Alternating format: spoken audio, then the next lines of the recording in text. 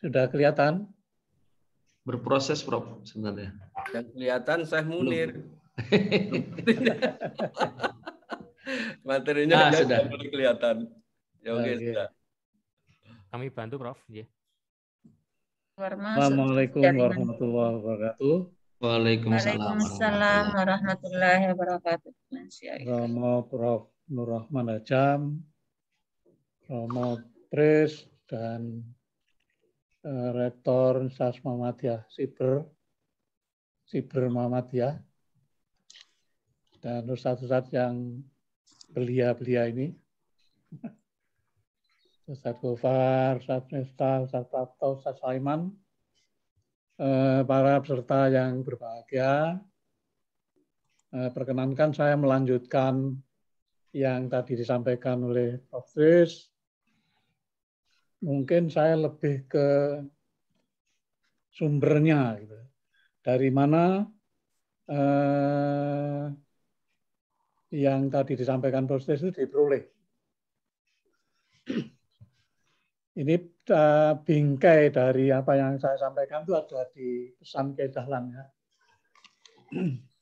Saya kebetulan alhamdulillah pernah membaca dokumen-dokumen lama dan saya sering menyampaikan dokumen-dokumen lama itu yang masih sangat relevan sekarang. Misalnya dua saja yang saya kutip di sini. Tetapi begini, cara saya membuat PowerPoint ini jangan ditiru ini jadul ini. Anda itu dilatih lewat workshop agar bisa merancang tadi LMS menjadi lebih baik dan video menjadi lebih profesional sehingga membangkitkan mahasiswa untuk tahu dan bertindak berdasar pengetahuan itu. Jadi sekali lagi jangan ditiru ini PowerPoint ini. Yang pertama, Islam itu tidak cukup dipahami tetapi harus dilakoni. Itu berkali-kali dalam dokumen lama itu disampaikan oleh Dahlan, dan paling populer itu teologi Al-Ma'un itu. Jadi bagaimana kita membelajarkan Islam sehingga tadi Prof. sudah menyampaikan beberapa itu tidak hanya diketahui tetapi juga dilakoni, dikerjakan. Kemudian yang kedua, sifat utama orang Islam itu menurut Kiai Dahlan itu ada dua, yaitu menjadi guru yang selalu menyampaikan apa yang dia ketahui kepada semua orang, gitu, agar pengetahuan tersebar ke seluruh penjuru. Dan yang kedua itu menjadi murid yang selalu membuka diri untuk bertanya, untuk belajar, untuk meningkatkan pengetahuan. Lanjut. Kok enggak bisa saya gerak ya? Ampun, Bro. Nah ini, saudara-saudara peserta yang berbahagia dan para yang ikut Zoom ini, Muhammadiyah itu sebenarnya seperti pencerahan Eropa. Fase pencerahan di Eropa abad 19 itu. Muhammadiyah itu sebenarnya mencerahkan masyarakat Indonesia yang ya kita bisa, kalau bisa memutar sejarah itu, andai kata Muhammadiyah tidak ada, itu mungkin masyarakat kita masih seperti masyarakat Islam di Afghanistan atau di lebih yang kuno lagi gitu ya. Jadi fungsi peran Muhammadiyah yang paling perlu disadari itu ialah pencerahan budaya, pencerahan tata pikir manusia untuk mengelola hidupnya. Ya bagi saudara yang umur 30, 40 enggak merasakan bagaimana kemajuan Muhammadiyah yang melampaui zamannya. Yang baru sekarang dirasakan oleh masyarakat Indonesia dan kita nikmati. Salah satu yang perlu dipahami orientasi kemanusiaan yang tadi juga disebutkan oleh Prof. Itu ada di dokumen. Jadi satu kesaksian Dr. Sutomo. Nah, bagaimana Anda membuat orang itu tertarik pada Muhammadiyah seperti Dr. Sutomo tertarik pada Muhammadiyah itu. Dr. Sutomo itu tertarik pada Muhammadiyah karena modernisasinya jalan yang berbeda dengan tadi Prof. juga nyebut Darwinisme, evolusi itu. Kalau Darwinis Eropa, model pembaruan Eropa kan model penyisian. Jadi yang lemah ya dibiarin aja, nanti menghambat itu tinggal aja. Nah, Muhammadiyah tidak begitu. Yang lemah itu justru di Pulau Wenta, dididik, diberdayakan sehingga menjadi maju. Banyak contoh di dalam sejarah Muhammadiyah. Misalnya dulu kan di Muhammadiyah itu ada rumah miskin. Pada tahun-tahun 17-an ya. Itu Jogja itu dulu tempat yang paling aman sehingga banyak orang datang ke Jogja. Tapi keleleran di Jogja, lalu diopeni oleh Muhammadiyah, yang sakit diobati gitu. Setelah sembuh diberi keterampilan, lalu kemudian kalau mau kembali ke daerahnya diberi modal gitu. Saya masih ingat betul karena ini menarik gitu. Ada laporan bulan kedua gitu. Ada satu orang yang dari Kebumen kemudian pulang, yang tadinya keleleran di Jogja diberi modal dan akhirnya sukses sebagai pengusaha. Sesungguhnya secara kultural, perilaku sosial budaya, ritual sosial masyarakat Islam Indonesia itu mengikuti Muhammadiyah. Walaupun secara dia tidak mendeklar saya pengikut Muhammadiyah, tapi lakunya itu eksemplar dari apa yang dikerjakan oleh Muhammadiyah sejak Kiai Dahlan. Jadi bagaimana dia beribadah, bagaimana dia menyelenggarakan mengelola masjid, bagaimana dia menyelenggarakan taklim. Taklim itu dulu yang Muhammadiyah yang mulai. Pada tahun 1917 itu ada namanya guru keliling dan guru desa. Guru di situ itu tabligh keliling. Jadi keliling sehingga saya sering melukiskan mubalik Muhammadiyah itu seperti tukang obat itu. Jalan-jalan ke satu desa, satu pasar, kalau ada beberapa orang lalu dikumpulkan, diberi ceramah. Kritiknya pada waktu itu Kiai Dahlan itu melecehkan Kiai.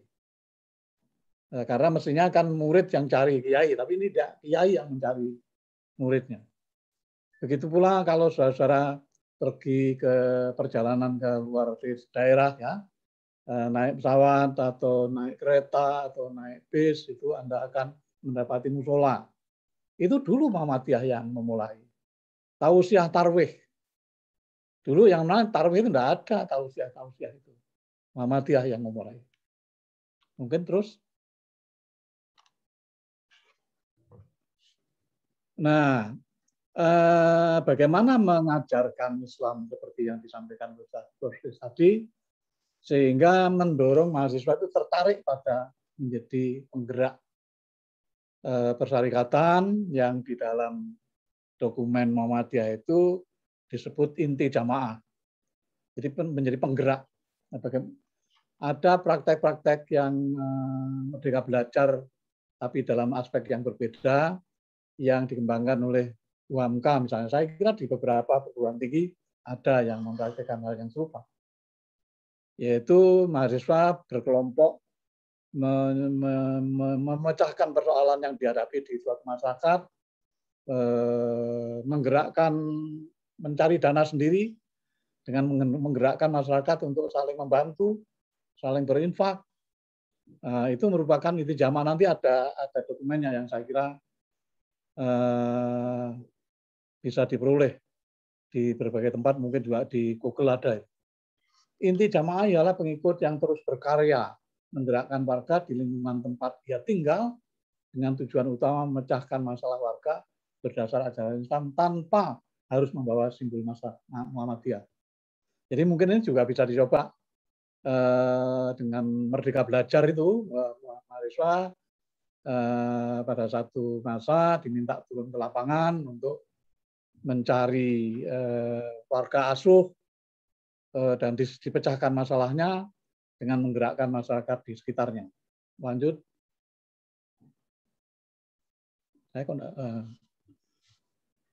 Ini ada beberapa dokumen yang saya sebut tadi, Asas PKU dan Etika Ulasasi. Asas PKU itu dokumen yang terbit pada 1929 dan Etika Ulasasi itu kesaksian Dr. Sutomo.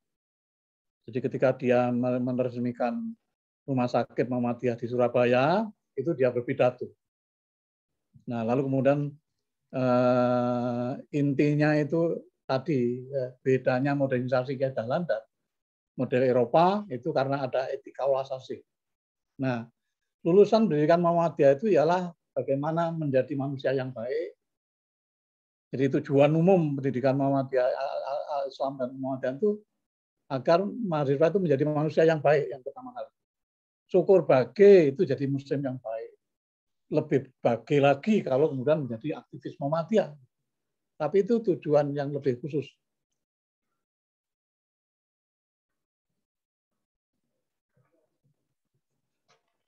Seluruh kegiatan Muhammadiyah dilakukan bukan untuk mengkonversi keagamaan, tetapi menjunjung tinggi supaya manusia yang di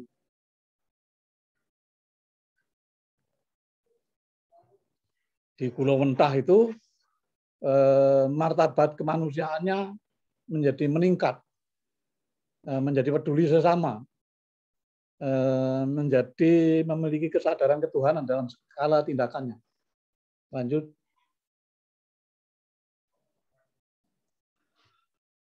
Secara ideal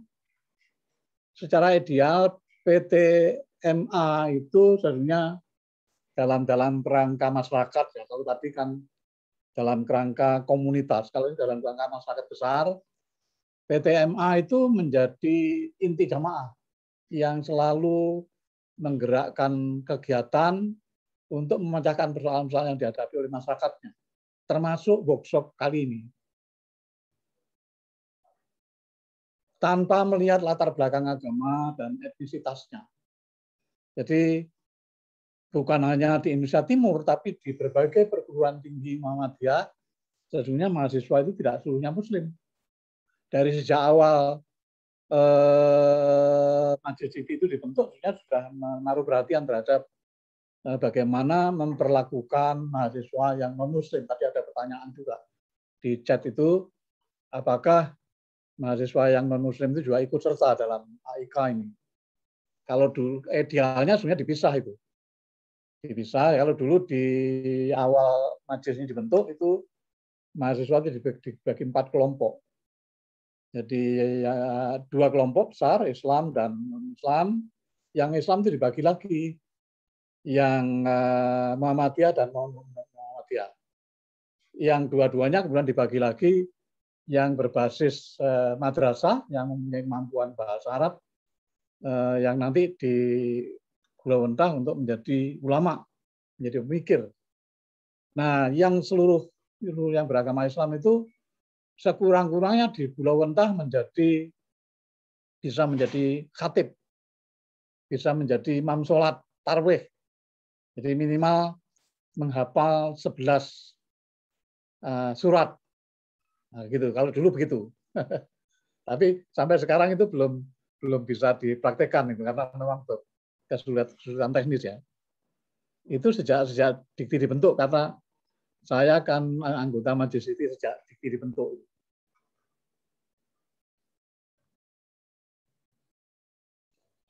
Mengapa Muhammadiyah menjadi merumuskan tujuan umum adalah bagaimana mahasiswa menjadi manusia yang baik, syukur bagi jadi muslim yang baik, lalu syukur bagi jadi pengikut Muhammadiyah ya, karena Muhammadiyah meyakini bahwa menjadi muslim atau pengikut Muhammadiyah itu hidayah yang secara absolut Tuhan terlibat di dalam setiap kejadian di alam semesta. Itu pokok pikiran pertama Mukaddimah Anggaran Dasar.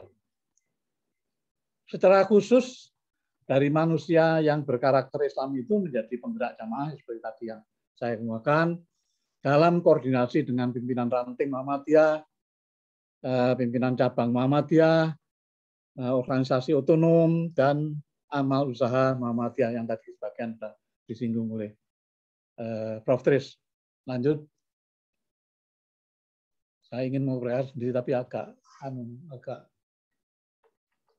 tell me.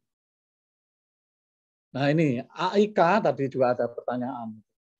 AIK itu katalisator berfungsinya pembelajaran semua mata kuliah untuk menumbuhkan karakter Islami. Jadi tanggung jawabnya besar itu. Walaupun kadang-kadang dianggap sebagai pinggiran, itu pelengkap. Padahal sebenarnya kalau mengacu fungsi dikti, itu AIK itu yang memainkan peran itu. Karakter seperti itu, seperti pesan Kiai Dahlan yang tadi saya sampaikan, gitu, bahwa Islam itu tidak cukup dipahami, tetapi harus dilakoni. Dosen AIK itu saya ingin melihat semacam satpam karakter, itu, satpam moral. Bukan hanya bagi mahasiswa, tapi juga semua dosen dan juga pimpinan PTMA.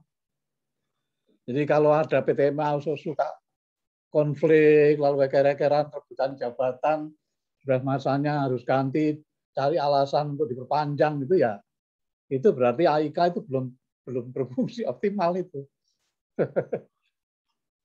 Lanjut. Ada juga loh Prof itu. Pendek. Ya, itu ada itu ya, Prof ya. Ya, masih banyak di beberapa, tapi saya kira kalau dilihat dibandingkan dengan teman sebelah luar biasa, amal usaha Muhammadiyah.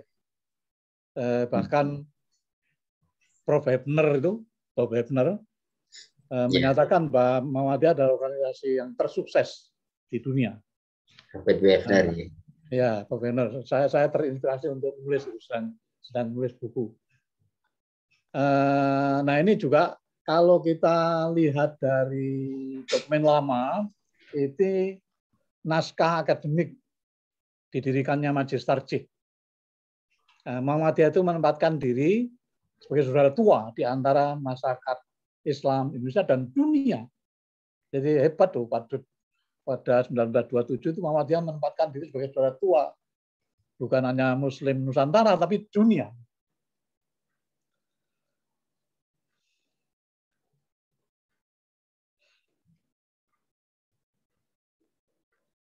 Nah, multikulturalisme tadi juga disinggung oleh Prof. Tris, dibangun berdasar nilai kemanusiaan universal.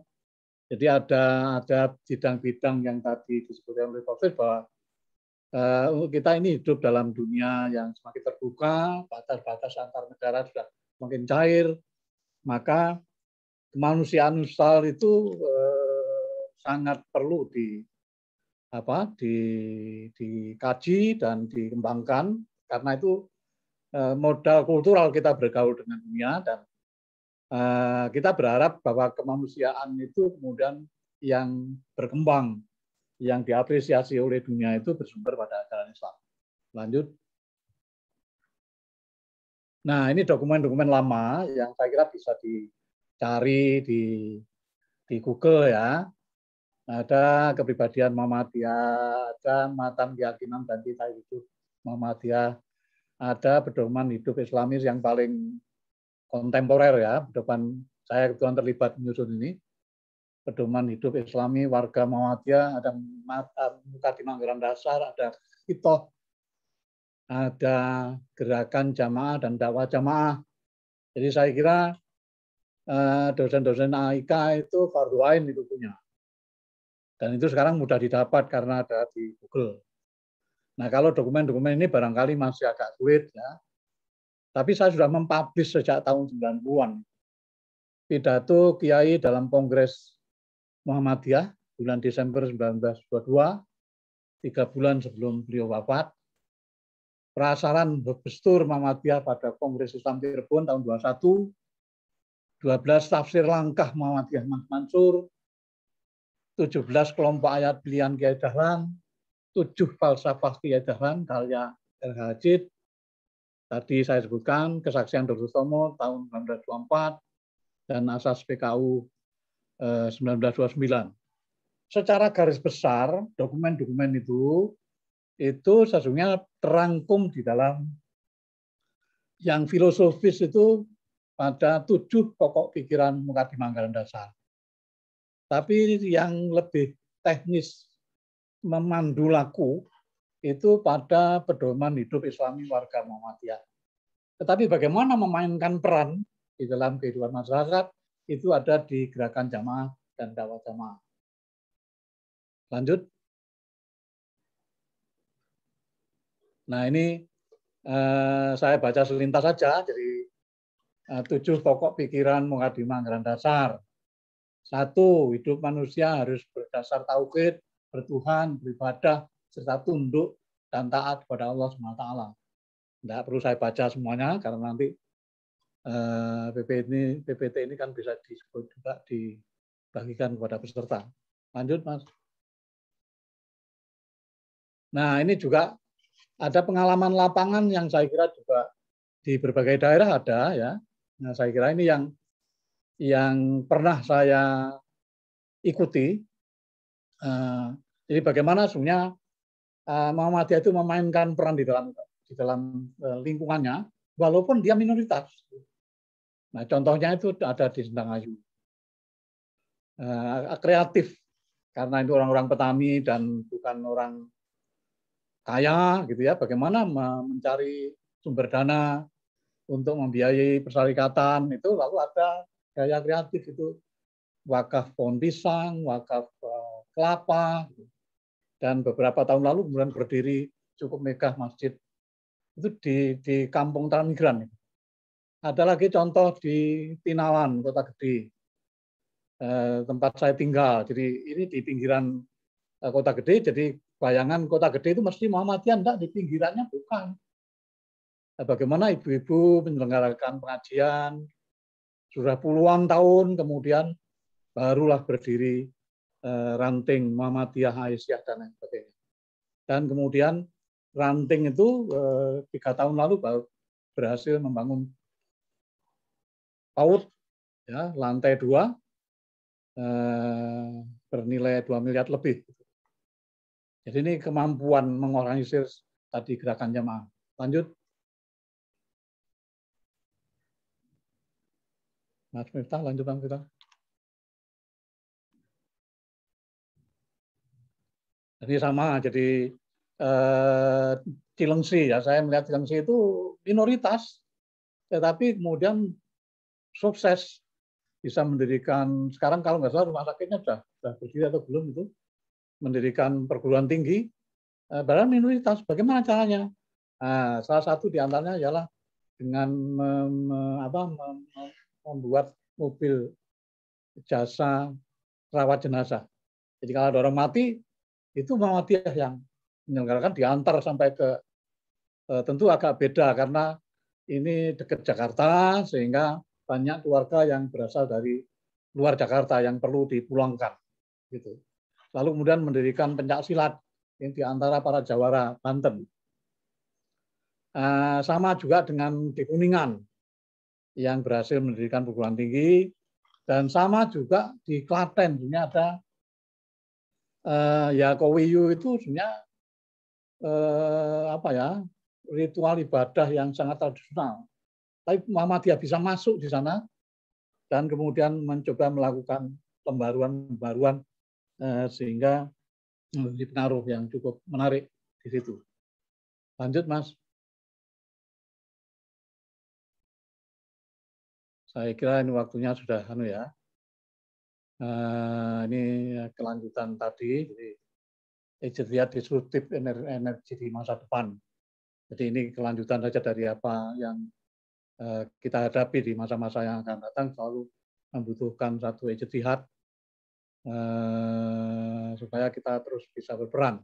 Nah, itu tentu di daerah-daerah mempunyai persoalan sendiri yang kita harapkan dosen AIK itu yang mestinya mensponsori gerakan-gerakan yang futuris itu.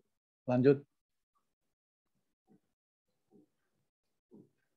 Nah, ada beberapa contoh yang lain tadi di Nalan, Sendangayu, Cilengsi, itu ada di Sirampok.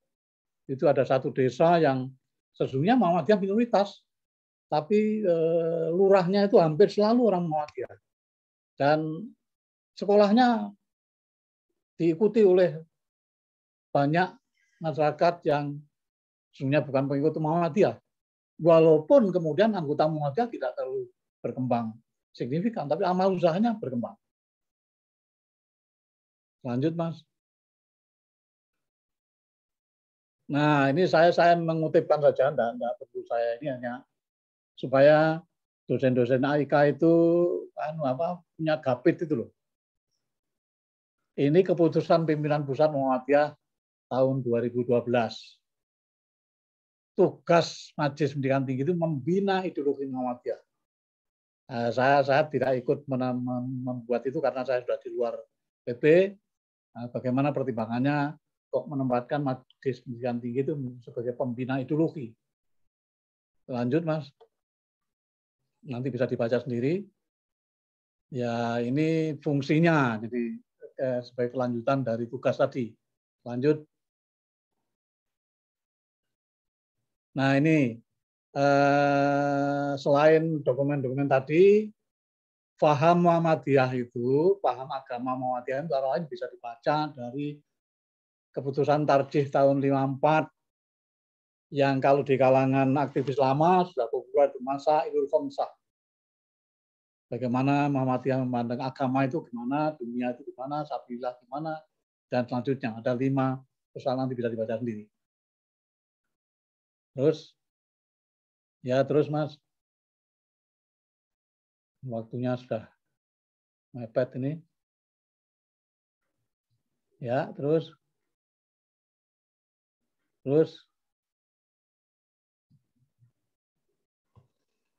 Ya, ini terus saja. Ini dari Kongres Cirebon dan ini saya kira dosen AIK perlu baca ini dokumen modern ya, baru 2010. Ini keputusan Muktamar ke-46 di Yogyakarta. Di situ ada rumusan tentang apa itu pendidikan Muhammadiyah dan bagaimana tadi Prof. juga sudah menjelaskan, tapi ada dokumennya yang perlu Anda jadikan dasar rujukan. Lanjut. Terus, jadi pendidikan Muhammadiyah itu sebenarnya menumbuh kembangkan mahasiswa sehingga mahasiswa itu selalu menyadari kehadiran Tuhan sebagai Rob. Jadi dalam setiap dinamika hidupnya itu selalu diikuti kesadaran itu dan menguasai ilmu pengetahuan dan ideologi. Dengan kesadaran spiritual ma'rifat dan penguasaan itu seseorang mampu memenuhi kebutuhan hidupnya secara mandiri, peduli sesama yang menderita. Jadi pro du'afa'nya Muhammadiyah itu walaupun makin hari agak tidak se-ekstrim dulu ya. Kalau dulu kan ada namanya Miftahul Asror, ada gerakan membela kaum du'afa itu dulu ada gerakan-gerakan seperti itu, ada rumah miskin dan sebagainya. Lanjut, Mas. Ini sudah tinggal dokumen-dokumen aja. Terus